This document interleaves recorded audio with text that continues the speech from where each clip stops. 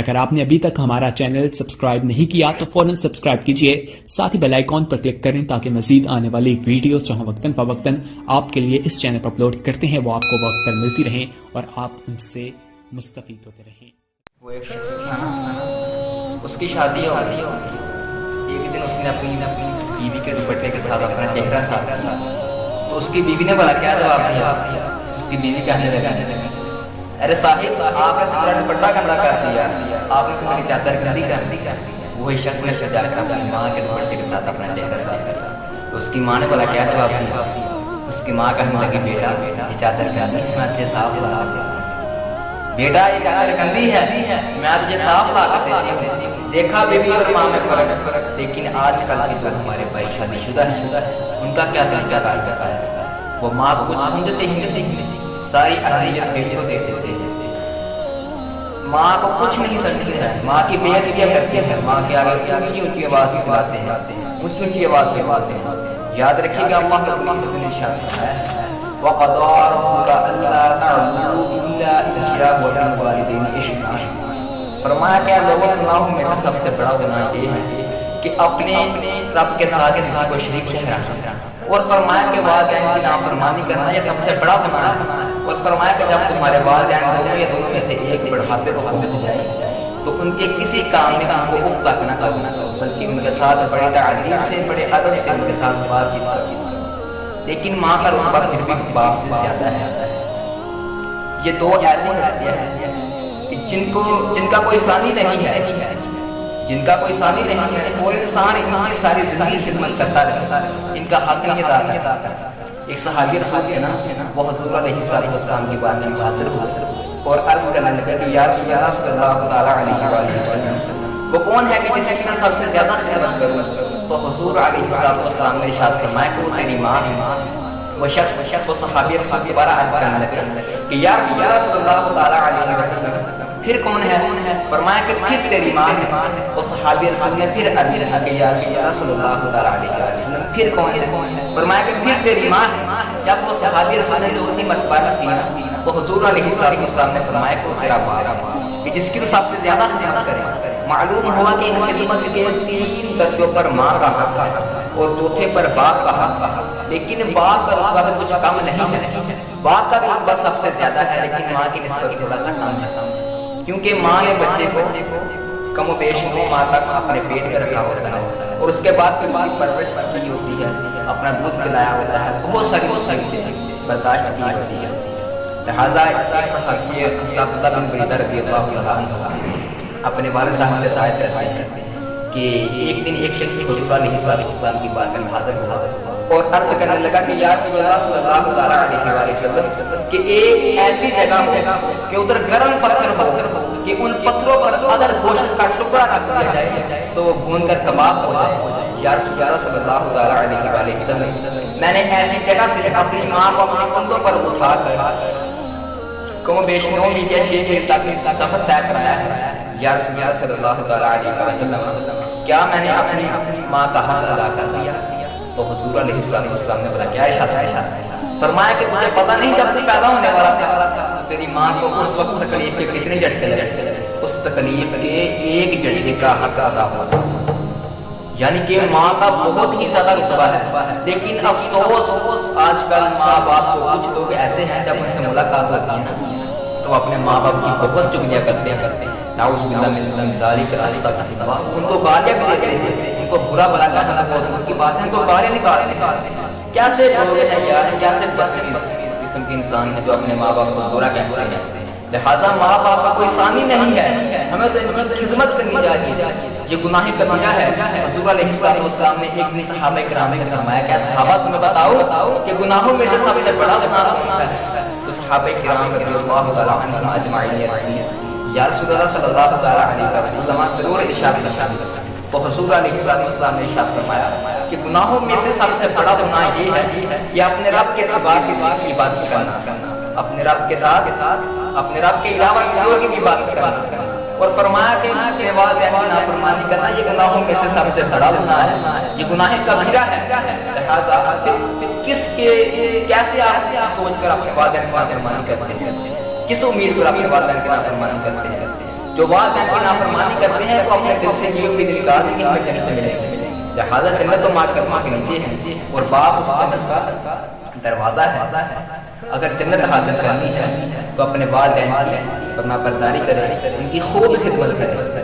لہٰذا وہ تھا نا ایک بچہ، اس کی والدہ فوت ہو گئی، جب اس کی والدہ فوت ہو گئی تو کچھ دن بعد یا کچھ مہینوں بعد اس کے والد نے نئی شادی کی۔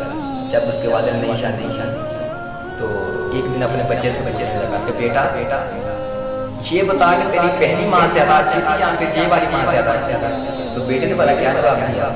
بیٹا کہنے لگا ابا جان پہلی ماں تو جھوٹی تھی، وہ جھوٹ بولا کرتی، لیکن یہ والی ماں یہ سچی ماں ہے، جھوٹ نہیں بولتی۔ تو باپ بہت حیران اور پوچھنے لگا بیٹا وہ کیسے؟ تو بیٹے نے بولا کیا کہا؟ بہت ہی دکھ ہوا جب بیٹے نے جواب دیا۔ بیٹا کہنے لگا ابا جان پہلی ماں اس ماں کی جھوٹی تھی کہ وہ کہا کرتا تھا کہ بیٹا اگر تو اتنے ٹائم سے گھر پر نہ آیا تو میں نے تجھے گھر نہیں آنے دینا اور تیری پٹائی بھی کرنی ہے اور تجھے کھانا بھی نہیں دینا۔ ابا جان ٹائم بہت زیادہ ہو جاتا لیکن میں گھر نہیں جاتا تو ماں میرے پیچھے آتی، مجھے بہت پیار سے کار سے پکڑتی اور مسکراتی ہوئی مجھے گھر لے جاتی۔ جب مجھے گھر لے جاتے اور جا کر اپنی گودی میں بٹھا کر مجھے اپنے ہاتھوں سے کھانا کھلانا، وہ اس لیے جس کی وہ کہتی تھی کہ میں نے تجھے گھر نہیں آنے دینا۔ ابا جان وہ ماں مجھے گھر لے کر آتی اور کہتی تھی کہ میں نے تجھے کھانا بھی نہیں کھلانا۔ ابا جان وہ اپنے ہاتھوں سے مجھے اپنی گودی میں بٹھا کر کھانا کھلاتی، مجھے اپنا لاڈلا سمجھتی تھی۔ لیکن ابا جان آج 3 دن ہو چکے ہیں اس ماں نے مجھے کھانا نہیں دیا، میں 3 دن سے بھوکا ہوں، اس لیے سچی ہے۔ اس نے بھی مجھے یہی کہا تھا کہ بیٹا اگر تو باہر گیا تو میں نے تجھے کھانا نہیں دینا۔ ابا جان سچ میں آج 3 دن ہو چکے ہیں، یہ ماں مجھے باہر سے لے کر بھی نہیں آتی، میرا خیال بھی نہیں کرتی اور نہ میرے پیچھے آتی ہے۔ میں اپنی مرضی سے گھر آتا ہوں جب میرا دل کرے میں گھر سے باہر چلا جاتا ہوں اور یہ مجھے کھانا بھی نہیں دیتی۔ ابا جان یہ اس لیے سچی ہے۔ تو بیٹے کا یہ جواب بہت ہی رونا بھی آیا اور خوشی بھی ہوئی کہ بیٹے نے جواب کتنا خوبصورت دیا ہے۔ لہٰذا جن کے والدین حیات ہیں ابھی ان کی قدر کیونکہ وہ اپنے والدین ان کے والدین ہوتے ہیں نا بچوں وہ ان کے لیے اچھا ہی سوچتے ہیں، لیکن بچے سمجھتے ہیں کہ وہ ہمارا نقصان چاہتے ہیں۔ لہٰذا جو والد ہوتا ہے نا والد اس کی خواہش ہوتی ہے کہ میرا بیٹا مجھ سے بھی زیادہ کامیاب ہو، اس کی خواہش ہوتی ہے کہ میرا بیٹا مجھ سے بھی اچھی جاب کرے۔ اگر والدین کی صفائی ہونا تو والد کی خواہش ہوتی ہے کہ میرا بیٹا ہے یہ ایسا بنے، یہ لیفٹ ہینڈ بنے، لیکن بیٹا والدین کی باتوں کا مائنڈ کر لیتا ہے، ان کا غصہ کر دیتا ہے اور سمجھتا ہے کہ یہ میرے نقصان سوچتے ہیں۔ لہٰذا ایسی بالکل بات نہیں ہے۔ اور جنہوں نے والدین کی خدمت کی آج ان کا ایک مقام بھی ہے۔ وہ تھے نا ایک پیر صاحب ایک دن نماز فجر پڑھ کر اپنے گھر تشریف لے گئے اور ان کے پیچھے ایک ان کا مرید گیا، اس نے جا کر دروازہ کھٹکھٹایا تو جو ان کا خادم تھا نا پیر صاحب اس نے دروازہ کھولا اور پوچھا کہ کون ہے؟ تو اس نے کہا کہ میں حضور کا فلاں مرید ہوں، میں ان سے ملنا چاہتا تھا۔ تو جب انہوں نے اندر آنے کی اجازت دی پیر صاحب نے تو وہ مرید گیا اور جا کر اس نے اپنا تعارف کرایا کہ حضور میں آپ کا فلاں مرید ہوں، لہٰذا میں نے کل خواب میں دیکھا کہ جناب کی داڑھی پر موتی لگی ہوئی جناب کی داڑھی پر موتی لگے ہوئے ہیں اور موتی بہت ہی خوبصورت، بہت ہی چمکدار، بہت ہی پیاری موتی ہے، میں نے ایسے کبھی نہیں دیکھے، کیا ماجرا؟ تو پیر صاحب نے بولا کیا انشاءاللہ؟ پیر صاحب کہنے لگے کہ بات دراصل یہ ہے کہ کل رات میں نے اپنی ماں کے قدموں کو چوما تھا، میں نے اپنی ماں کے قدموں کو بوسہ دیا تھا، جو ماں کے قدموں کے ساتھ کرنے لگے تھے میری داڑھی کے ساتھ، جو رات میں خواب میں دیکھ تو لہٰذا ماں کے قدموں کے ساتھ جو مٹی لگی ہوتے ہیں ان کو مٹی نہ سمجھے، وہ بہت ہی قیمتی بلکہ زیورات بہت ہی قیمتی موتی ہے، بہت ہی قیمتی ہیرے، ماں کی بہت ہی اونچی شان ہے۔ وہ ایک عورت تھی نا، وہ ایک بزرگ کے پاس جا کر کہنے لگی کہ یا سید میں بہت دور سے آئی ہوں، میری جو بیٹی ہے نا اس کے گھر میں اولاد نہیں ہوتی، تو میں آپ سے چاہتی ہوں کہ آپ دعا کریں میری بیٹی کے لیے، اسی گھر میں اولاد ہوگا۔ تو جو پیر صاحب تھے انہوں نے پتا کیا کہا، انہوں نے کہا کہ تو دعا کر کہ تیری بیٹی کے گھر اولاد ہو جائے۔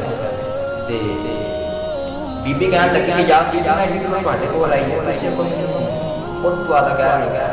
تو پیر صاحب نے بتا کی فرمایا، پیر صاحب کہنے لگے بی بی کل دراصل اس طرح کہ ایک تکڑی ہوگی نا تے ایک سائڈ سے 70 ولیاں دی دعا رکھ دی جاوے ایک سائڈ سے 70 ولیاں دی 70 ولیاں دا بہت ہی مقام ہوندا ہے فرمایا کہ ایک سائڈ تے 70 ولیاں دی دعا رکھ دتا جاوے تے ایک سائڈ سے ایک ماں دی دعا رکھ دتا جاوے تے پھر بھی ماں دی دعا دا 15 باری تے اس واسطے اپنی اولاد واسطے دعا کر کہتے ہیں نا کہ جس گھر سے وچ ماں نہیں ہوندی اس گھر سے وچ شان نہیں ہوندی جے کوئی منگے جاں ماں کو تے ماں دے نا نہیں ہوندی اللہ رب العزت کی دعا ہے کہ اللہ رب العزت ہم سب اپنے والدین کا فرمانبردار بنائے سن سب سچے دل کے نال انہاں دی خدمت کرنے کی توفیق عطا فرمائے جو بھی والدین کا استاد نے با ادب نے بے ادبی جڑی والدین کی بے ادبی کرتے ہیں اللہ پاک انہاں با ادب بنا دے انہاں والدین سچے دل کے نال خدمت کرنے کی توفیق عطا فرمائے اللہ رب العزت سب سے بیٹھنا اپنے پاک بارگاہ میں منظور فرمائے